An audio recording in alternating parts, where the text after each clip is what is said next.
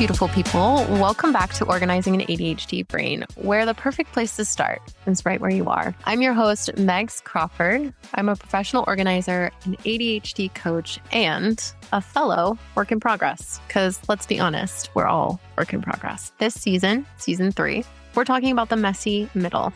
Not about the before, not about the after, but all of the stuff that comes in between. Because let's be honest, there's a lot of stuff that comes in between that perfect before and after picture.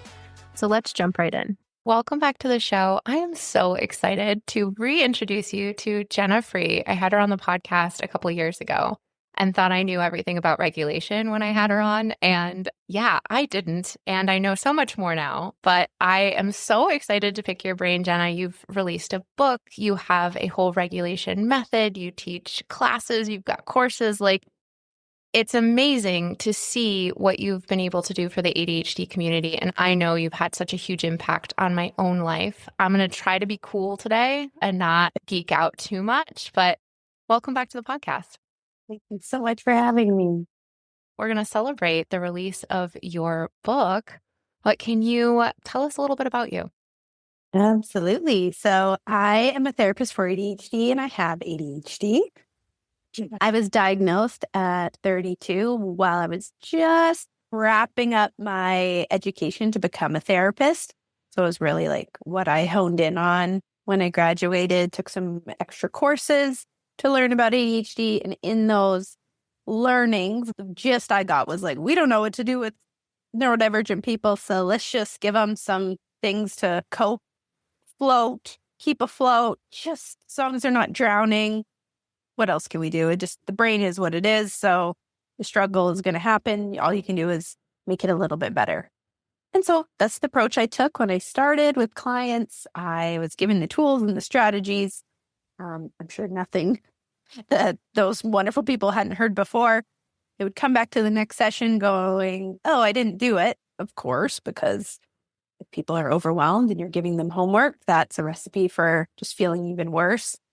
And then after many hundreds of hours of working with clients, seeing, oh, we're actually all in fight or flight, myself included. And we can see that in this frantic crash cycle. And if we could smooth that out and find more balance and not be exerting all our energy and then crashing and going round and round, we would be having a lot better of an experience. And it slowly grew from there and grew over time with seeing what was working for people and what wasn't.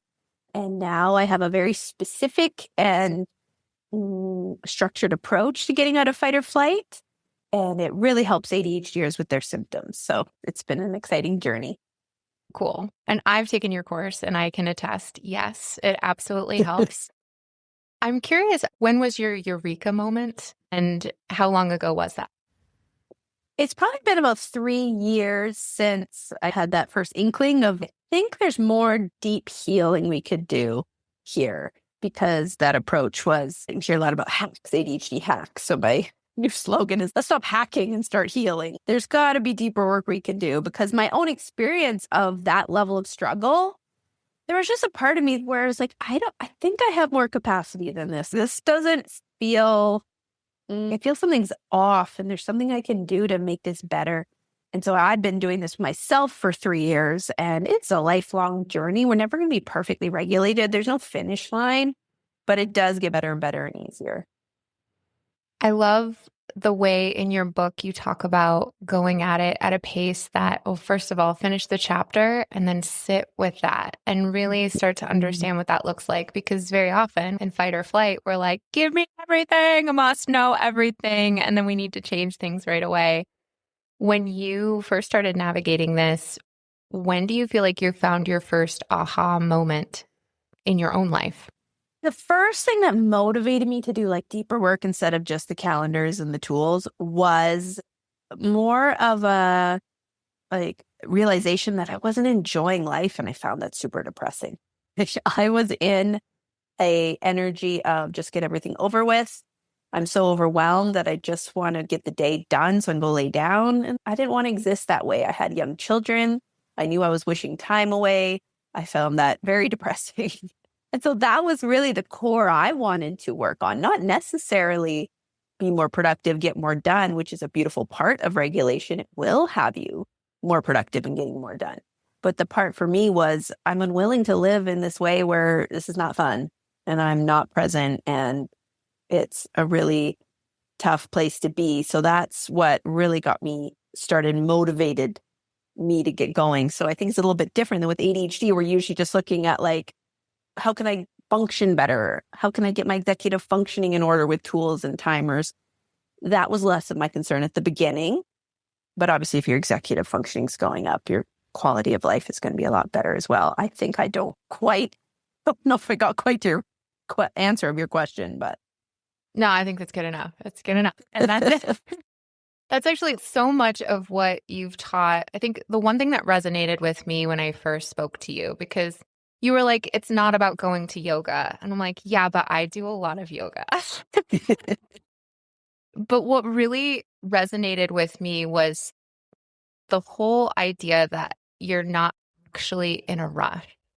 Like you don't have to rush everywhere. And I started to notice that in every aspect of my life. And even now, like sometimes that will come up and my kids will ask me now because I've trained them. They know. They're like, are we actually in a rush? And it'll bring me back to this present moment of, holy crap, we're not. And so it's so neat to see. I'm just reflecting back on all of these things I remember you saying and going from there. Do you ever find yourself being in a rush or noticing that now? Oh, yeah, definitely. Obviously, it's less and less. I would say like the way this work works is it's not much happens at the very beginning. You might have a couple ahas that make a big difference. Oh my gosh, now I notice I'm rushing and I'm slowing down more. But as you keep going, it really does retrain your system to just stay there. So I would say I'm at a pretty nice pace. My sound effect is do do do do do, not do do do do doing most of the time. You can still be triggered, if you want to say, into oh, I'm late. And so I might have a little bit of pep in my step. And I'm like, okay. You're going to get there when you're going to get there. Let's not get our nervous system all revved up just because I might be 1 minute late to the doctors. It's going to be okay.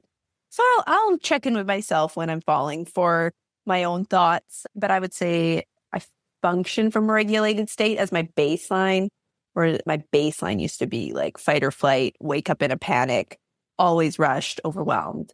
So that big baseline change has been such a difference. When I first became a coach, I wanted to help people with organization and I wanted to help people put things in places, right? And like Pinterest perfect pantries, all this. And through working with people, I found that people weren't seeking necessarily perfect spaces. They were just looking for something that was going to finally relieve them from all of the overwhelm that they were feeling. It was fascinating to me when I started taking your regulation course and I had some aha moments with looking back on my own clients. And I joke with one of my clients today because we were thinking about one of the first decluttering sessions we had together.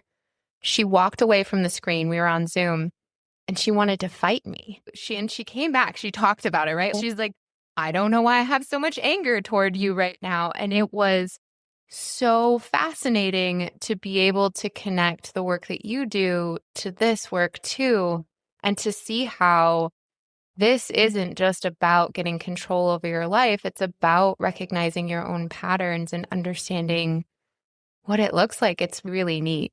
And one thing that you've helped me with too is being in no rush in my business. Like when I first started, I thought that I had to be like, get all these followers on Instagram. I thought that I needed to have this program and that program and this. And then I'm like, oh, I'm just building a foundation and I'm just who I am. And I can only help so many people. And I get to take my time and truly absorb the information I'm in. I get to enjoy this. And that was a gift that you've given me, which has been really neat.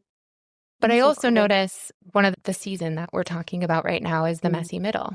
And there is a lot of mess in making this change because you have this version of you that is, this is the only way I know how to be productive.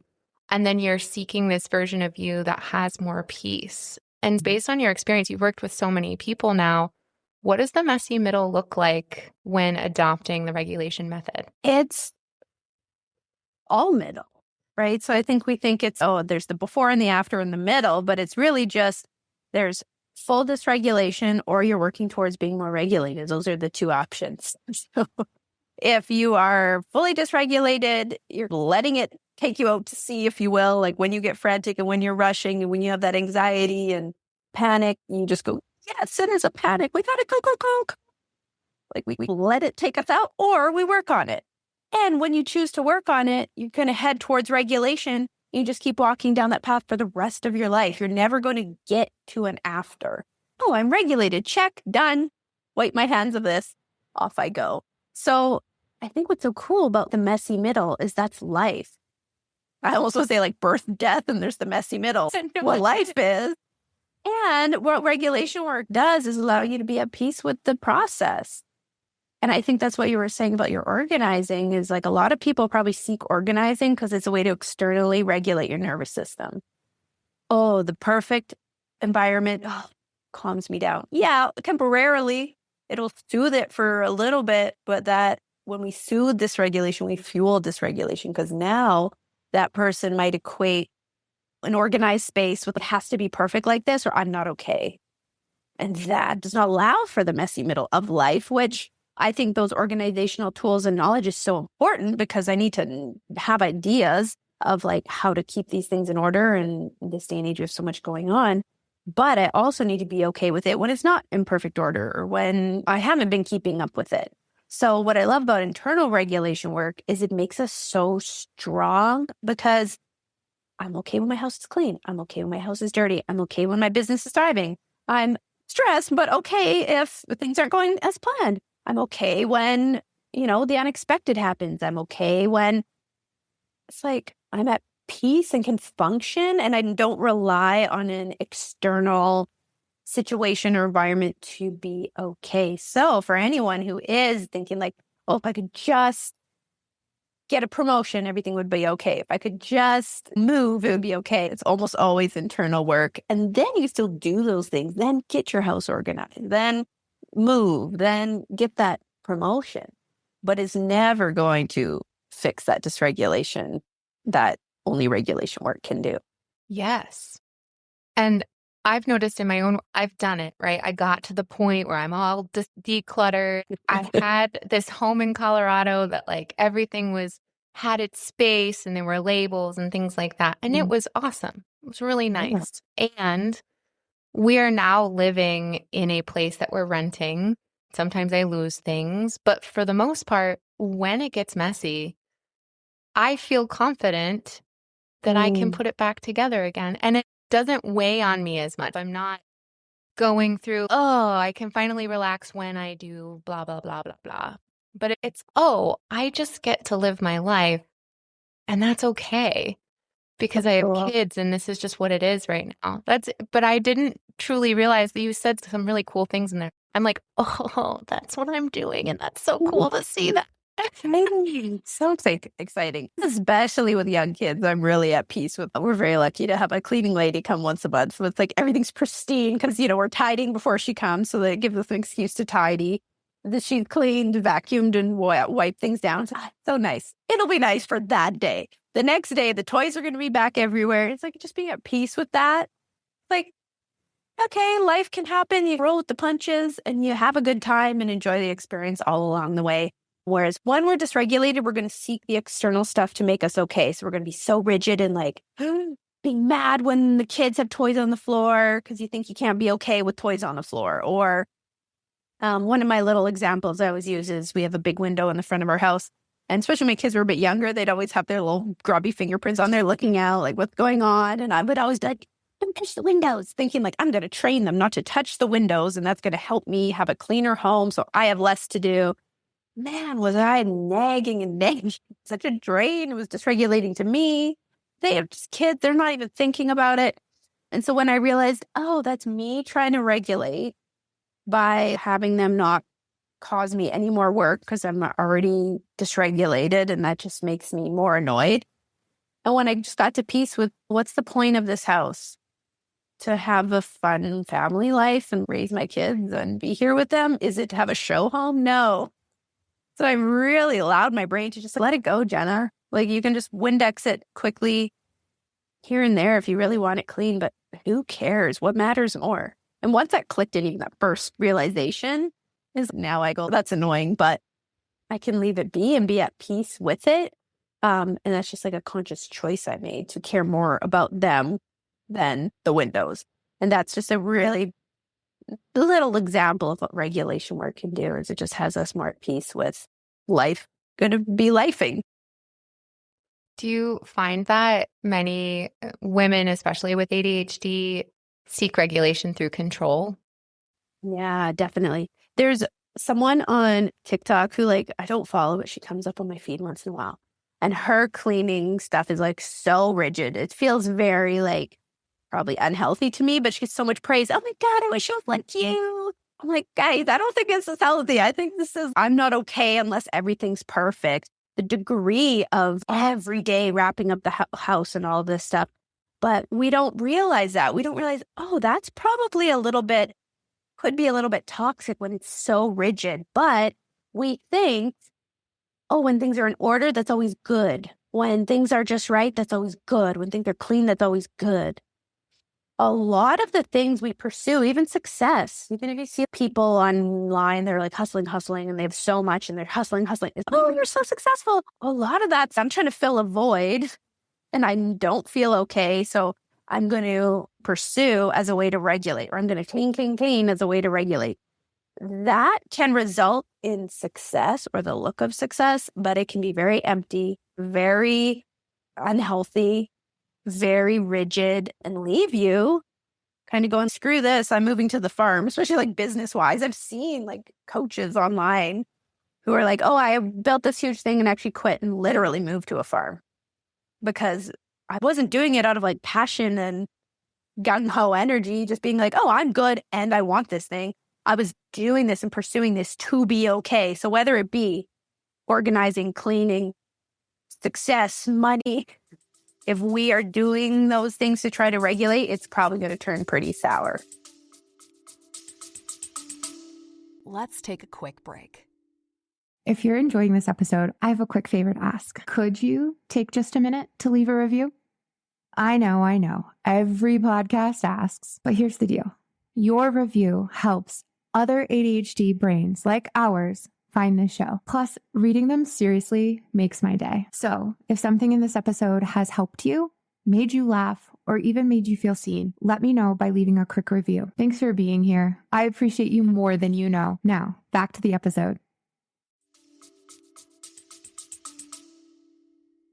I use this example a lot on the podcast and how I made a list one time of all the things I was doing in my home and then all of the things my husband was responsible for in the home. And then he was like, okay, I'll take over the laundry.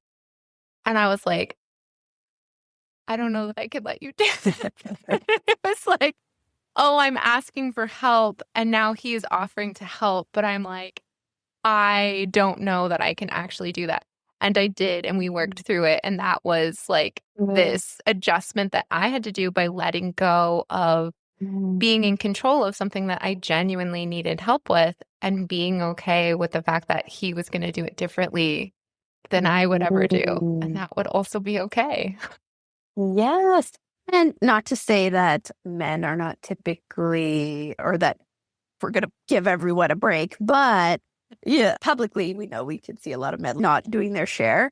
But I think a lot of it is, if we're dysregulated, we want all the control. We want things done in an exact specific way. And if our partner's not going to do it just the way we want, it's wrong or it's incompetent or it's, and again, I'm not saying that's every situation, but it might be some, right? Where we're actually unwilling to relinquish control, not because we're control freaks, not because of any conscious choice, but because my nervous system feels unsafe and this is the way I'm going to try to soothe it externally. So I think that can be, people can just reflect, oh, is that part of maybe the mismatch in the household?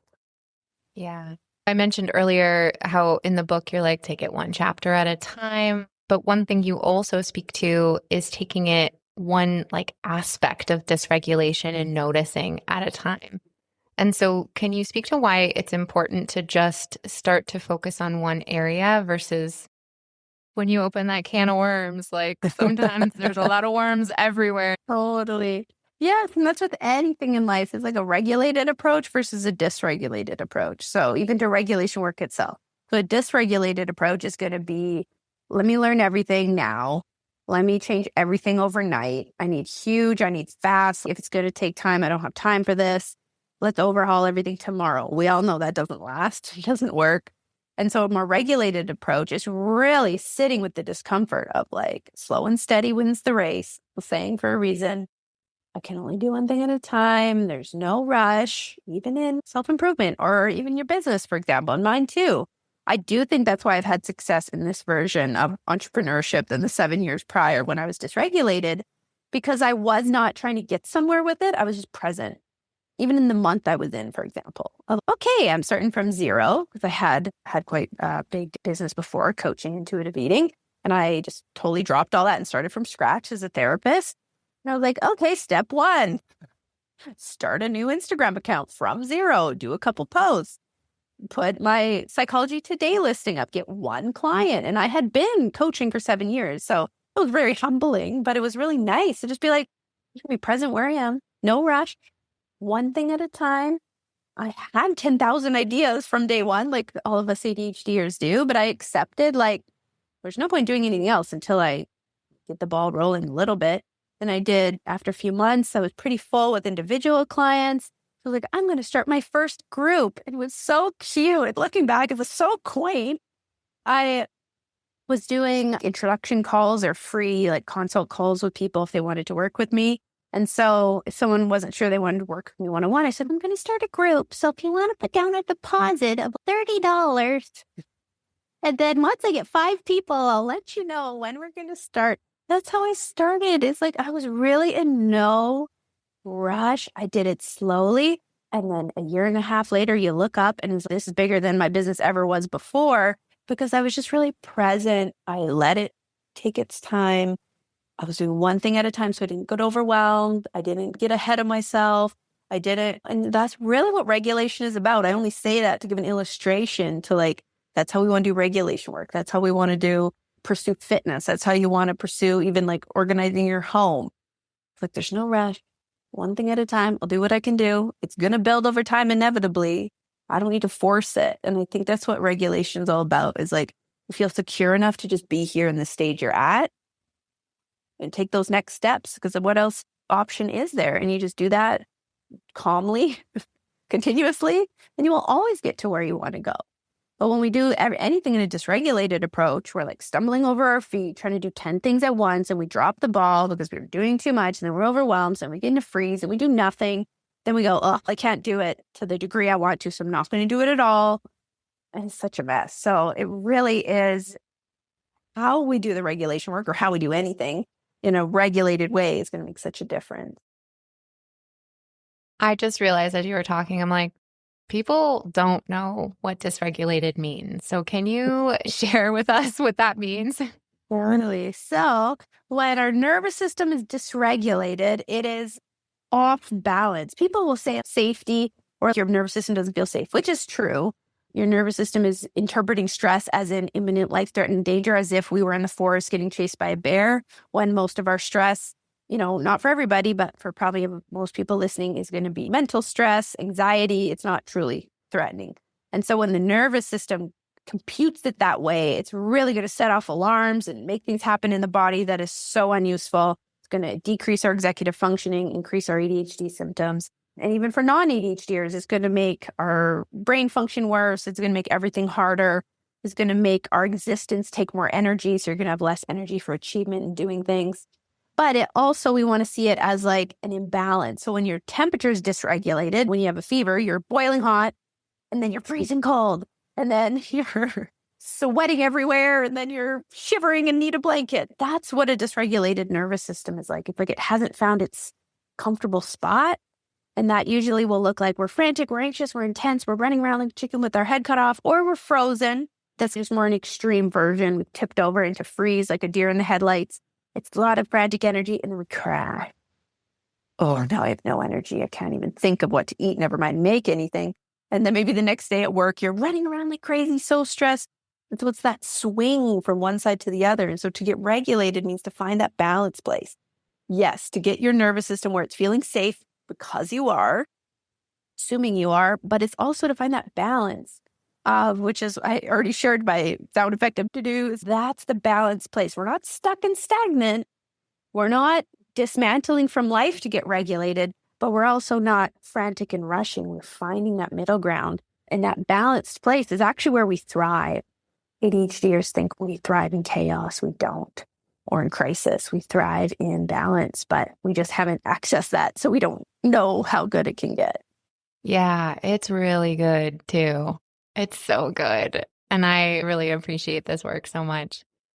It's something I hear, I talk a lot about ADHD and now regulation. And then, of course, what that work looks like. But there's a lot of people out there doing regulation work that looks a little bit different. And it's more about like somatic practice or tapping, or 5, 4, 3, 2, 1 is something that I used to do a lot of. And so how is the ADHD regulation method different than all of the other regulation methods out there? Yes, totally.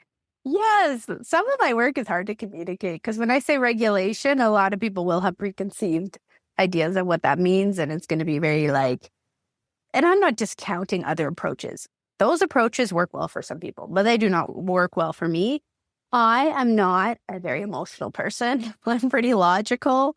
I'm pretty like, I want to do things that make an impact and that make sense, like biologically and logically. Even as a therapist, I've never been, my supervising therapist when I was an intern was like, you're not very like reassuring. Like, I'm not like the cozy, sweet, oh, I understand your feelings. That's not me.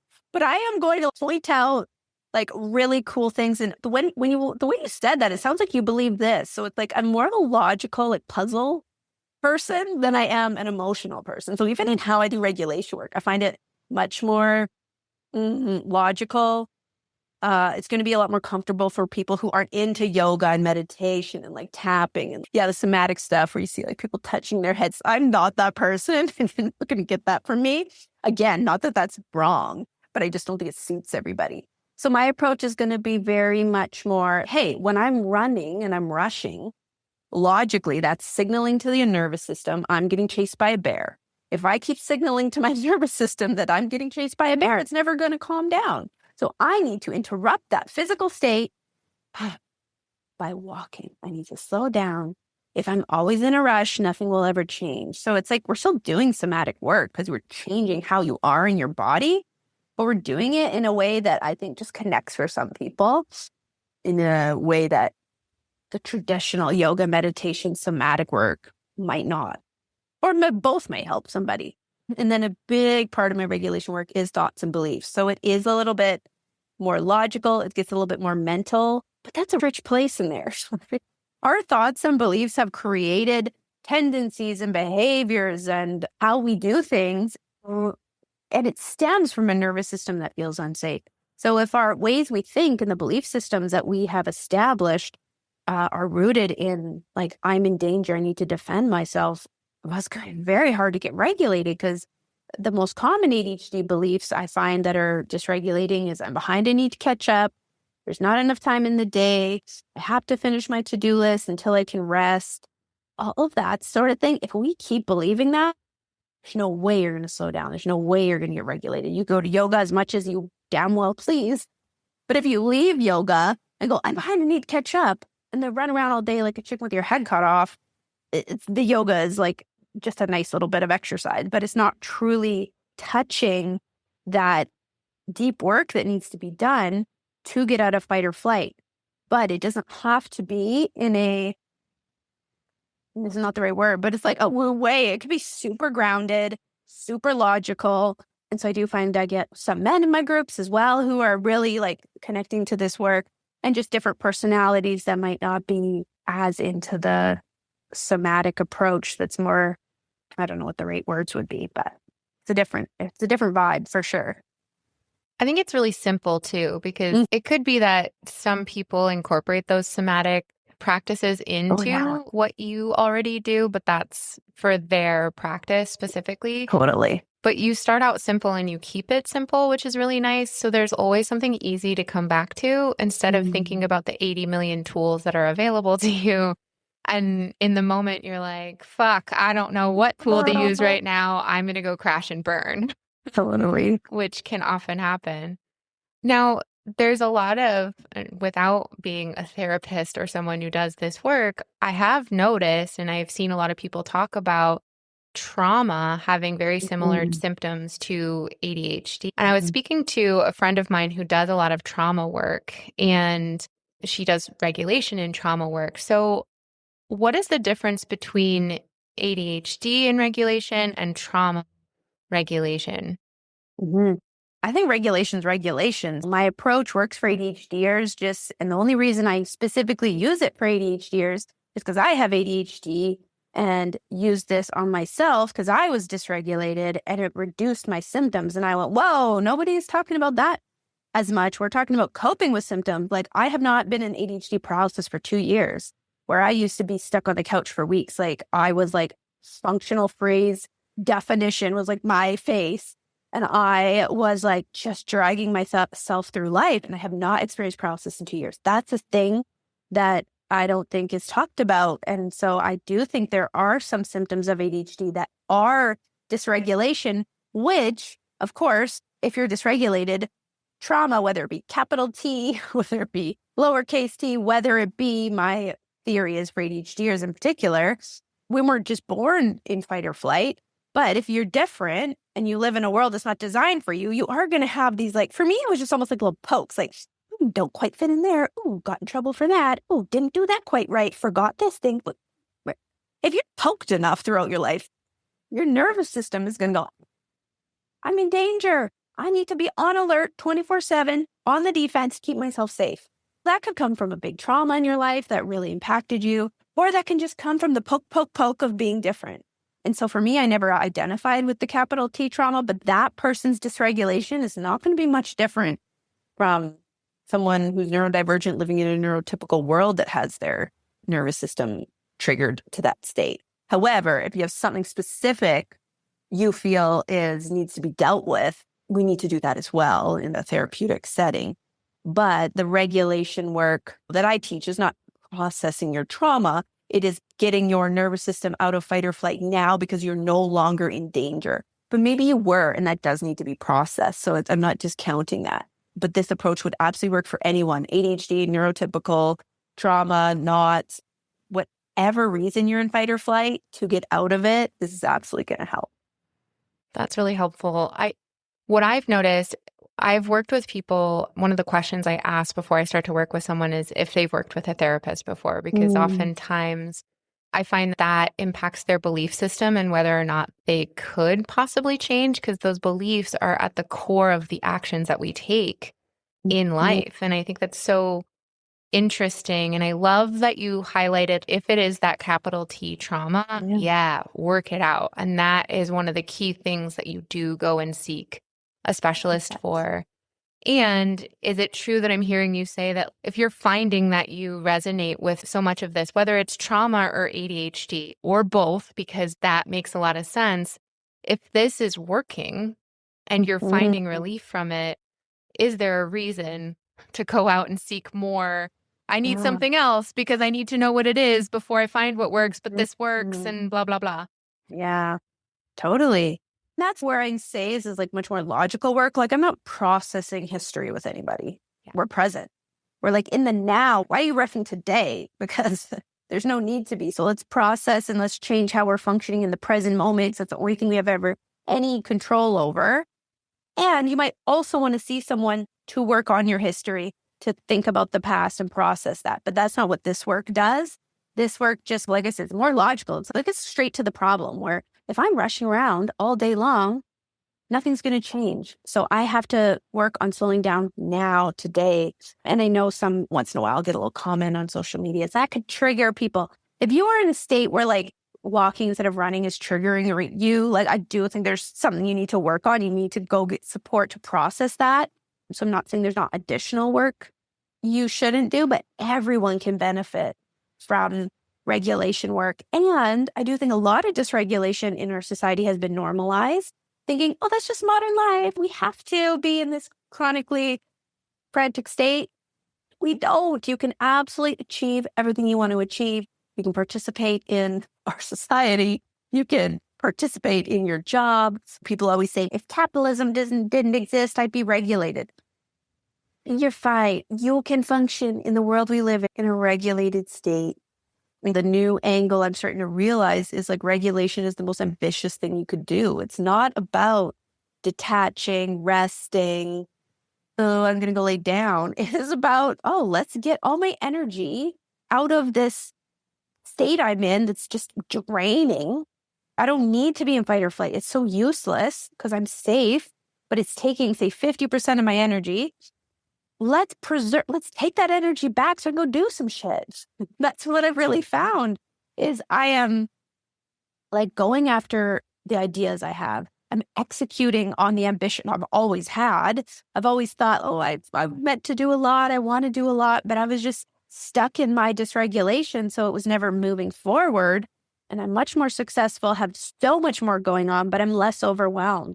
So it's not out of like a need. And like we talked about of this like toxic cleanliness or toxic fitness or toxic ambition where, oh, I'm actually going after it to soothe this hole in me, but to soothe this emptiness in me.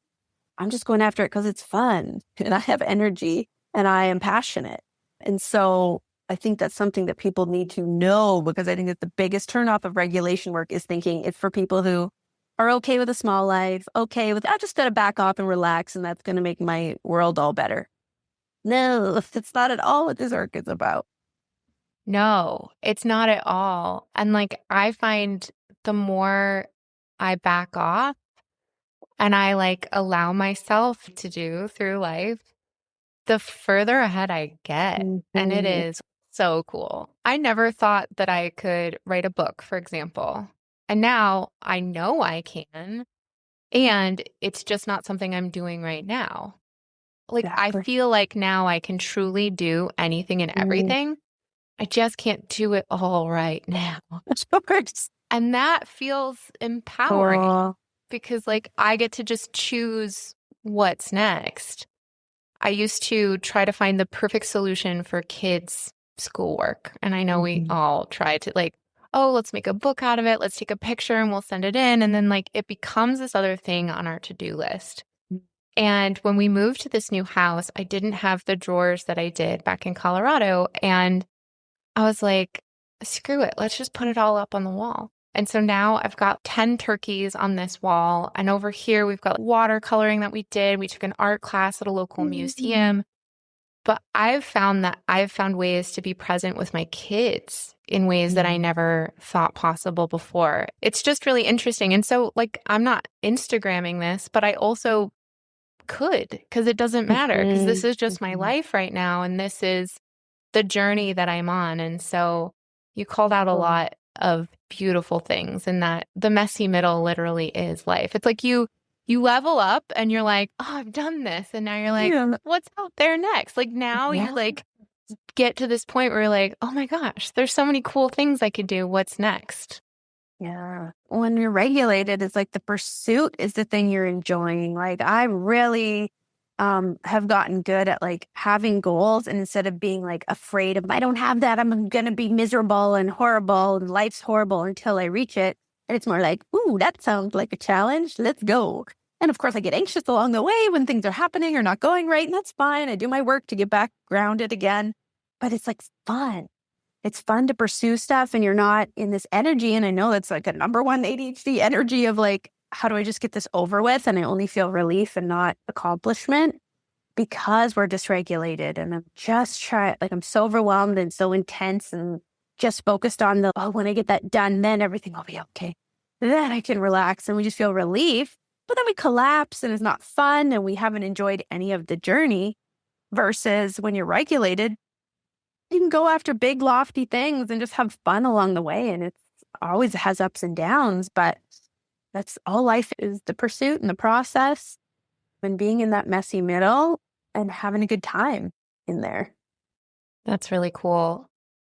I'm curious what your perception is. We all know what's going on in the world right now, right? There's a lot of stuff happening in the world. And so how does dysregulation affect someone who, say, is on social media all the time, scrolling and like constantly being impacted that way? Yeah, absolutely. Even being informed, right? I don't think being completely unaware of what's going on in the world is the answer either, but being informed and then thinking, oh, I have to be dysregulated because there's hard things going on in the world. Therefore, if I'm regulated and happy and calm and present, I'm a bad person. I really think there is some beliefs like that, because that belief of this dysregulation is justified. It's one of those beliefs I work on with people, because they'll be like, yeah, but the world, like, what does that have to do with you sitting in your house right now? Like, it's not physically impacting you. There's no need for you to be in fight or flight, because even if it's down the street, something is happening. Because us being in fight or flight, all it does is put us in freeze, take all our energy, and take us out of the game. Is if you really care, don't you want to do something about it? Don't you want to go to a rally? Don't you want to raise money? Don't you want to? If I truly care, I want to be as regulated as possible so I can use that energy to execute. And I have done that. I posted extra workshops where 50% of the proceeds go to different causes when things are going on in the world. But it's like me being in a panic and being in freeze about it doesn't make me a better person. So this is where the beliefs really come in. It's when I have these groups, especially when it was during one of the election periods, and everyone's like, yeah, but the world. I'm like, okay, but what is that going to do? What is you panicking in your house going to do for the situation? It's not going to change anything. And then you'll be out of commission and can't do something if there is something you can do. I found that I went through a period like that. I'm sure so many listeners can say, yeah, but it's really difficult to get out of, because it does feel like, oh my gosh, I can't look away. It's like that dopamine. Oh my gosh, I'm getting it all and I can't miss something. Can you talk to, like, how does dopamine play into dysregulation? Yeah. I don't even really talk about dopamine when I do this work, so I think it just overcomplicates things and is not really necessary. But of course, it's there, it's in the equation, but we don't really have control over it. But if we think of it more as regulation, or the things I do to soothe my dysregulation, like if I'm feeling dysregulated about the state of the world because I know the gist of like things are not going well or how I agree they should go, then seeking the information is like that control thing again. Oh, that's soothing my concern. At least I'm knowing what's happening. But then you go down a rabbit hole. Of course, it's like, you can't, a lot of the stuff you can't do anything about anyway. So now you're just in a panic. Nothing has changed. So it's not necessarily helpful all the time, but that seeking information and never stopping, right? There's a difference between keeping up to date and being obsessive. And so when you're obsessively consuming, whether it be just social media as a whole or news, is, oh, what is this soothing? There's something in me that's uncomfortable, that doesn't feel safe, and this is soothing that. Yes, there might be dopamine involved, but I find that a more helpful way to see it, because then it's, oh, okay, I want to get regulated then, so I don't feel like I need to be in control by knowing everything. It's like I'm at peace just being here, doing what I can in the present moment I'm in. Of course, I'm going to help in ways I want to help if I feel so called to. But once we get dopamine into the conversation, then I think people have that stereotypical idea that ADHDers seek dopamine. It's just how we are. You just got to do it. Even some ADHD coaches, I'm like, I love you all and you're all really trying to help, but I think sometimes we're fueling the dysregulation. There was someone who was like doing a little giveaway and they're like, oh, I'm going to give this away to give you a dopamine hit. I'm like, guys, that is not the move. We do not want ADHDers to be seeking the quick hits of dopamine. That is just exacerbating your dysregulation. When we are more regulated, say we're slowing down, we're not like going, I need all the information all the time. I'm more calm, I'm more present. You are going to find you're more satisfied by what most people would call healthier dopamine. So like getting things done, accomplishing, working on long-term goals, feeling good about myself, spending time with my family, all of this stuff that does provide dopamine, but it provides it more of an on-ramp, a gentle on-ramp instead of this spike. If we are going after the spikes of dopamine, that is fueling our dysregulation.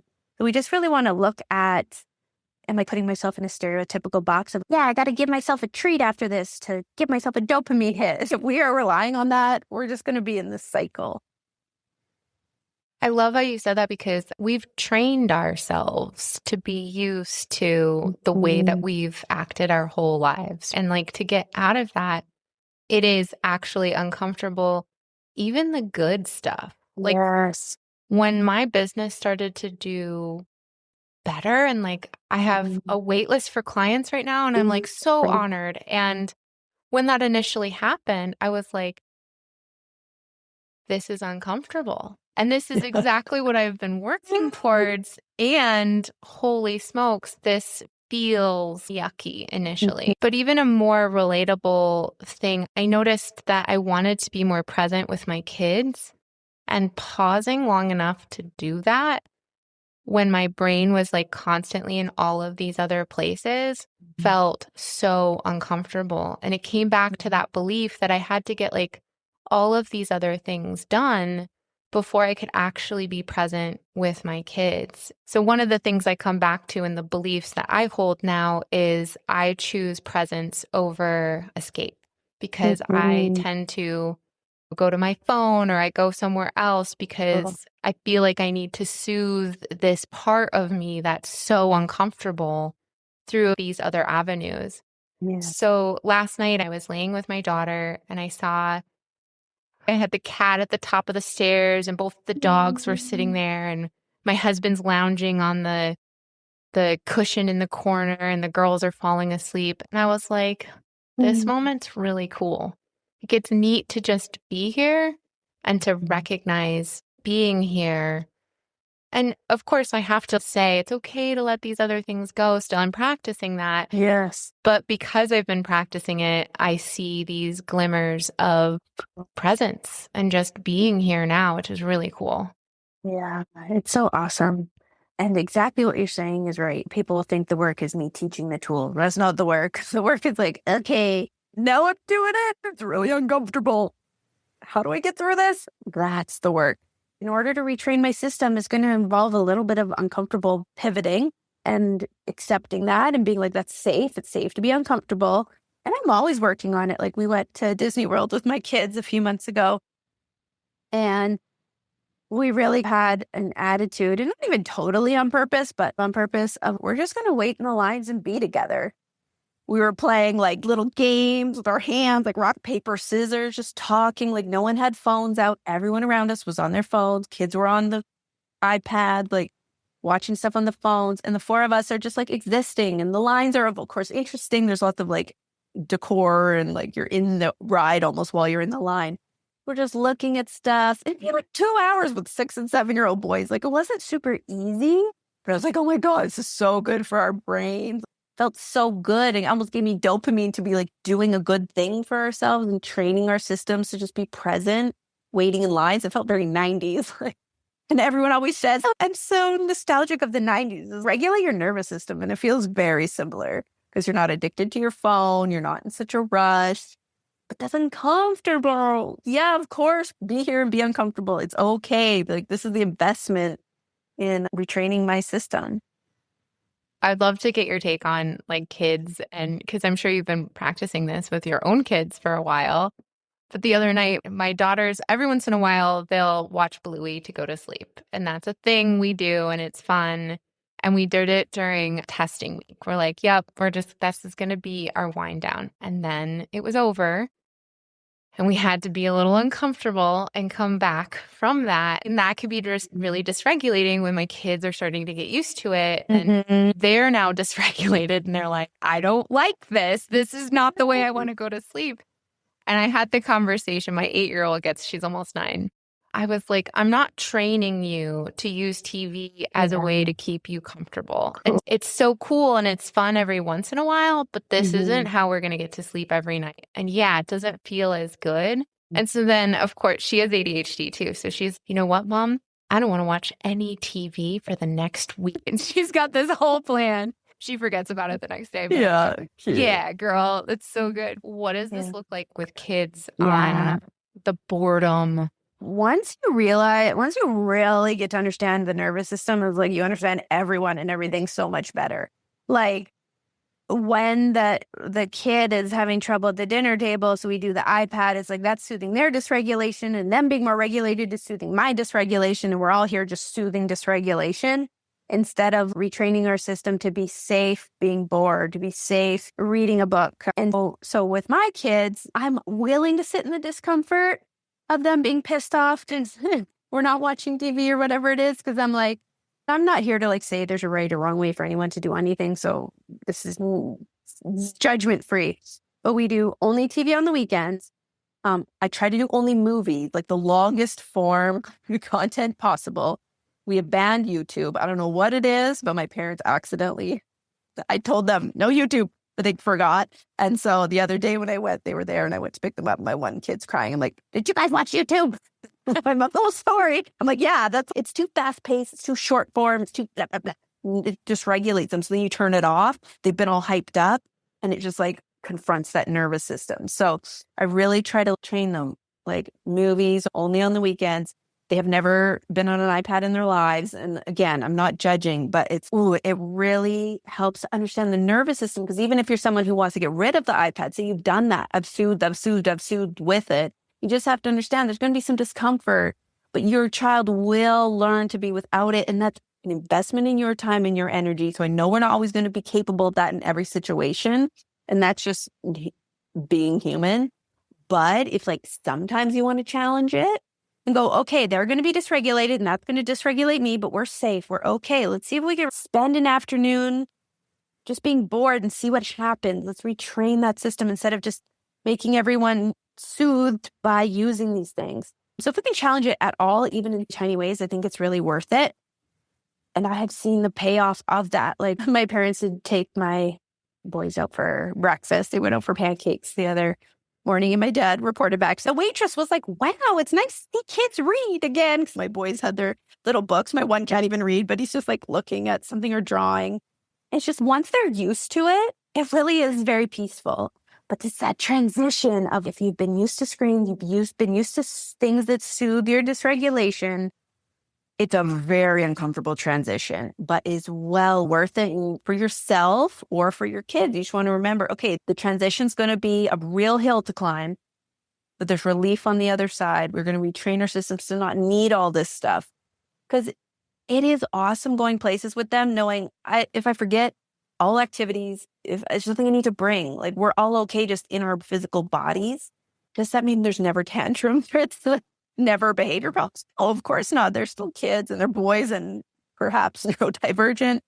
But it is very freeing to not be relying on any external things to soothe ourselves. Parents are just as bad. We say, oh, iPad kids. Okay, we are the iPad kids with our phones. Like we are way worse than kids a lot of the time. And so it's like retraining our system to not need that stuff is really uncomfortable and so worth it. I love that. I will say we do use the iPad sometimes and like I tell them because I know the transition is going to be difficult. I always ask them like, what does done look like? And I allow them to tell me, kind of having an idea in the back of my head how much I want them to be watching. And most of the time they'll give me the answer like 5 minutes. And I'm like, cool, who's going to keep track of that? Because so cool. Really we're training kids for the future, right? We're training them to know how to handle themselves in this technology age that we live in. Cool. All right. I'm mindful of the time. It's so fun to chat with you. And I'm so excited to have had you on. And thank you so much for your time and your expertise. Where can people find you? Absolutely. You can find me at jennafree.com. The book, The Simple Guide to ADHD Regulation, is available wherever books are sold. And I'm on social media at ADHD with Jenna Free. Amazing. And big plug to your ADHD groups. It's just a really cool, it's 8 weeks, right? Of walking through what it looks like and you're practicing and you're hearing people and their own journeys. And it's so relatable along the way to doing the work. And yeah, thanks so much for what you do.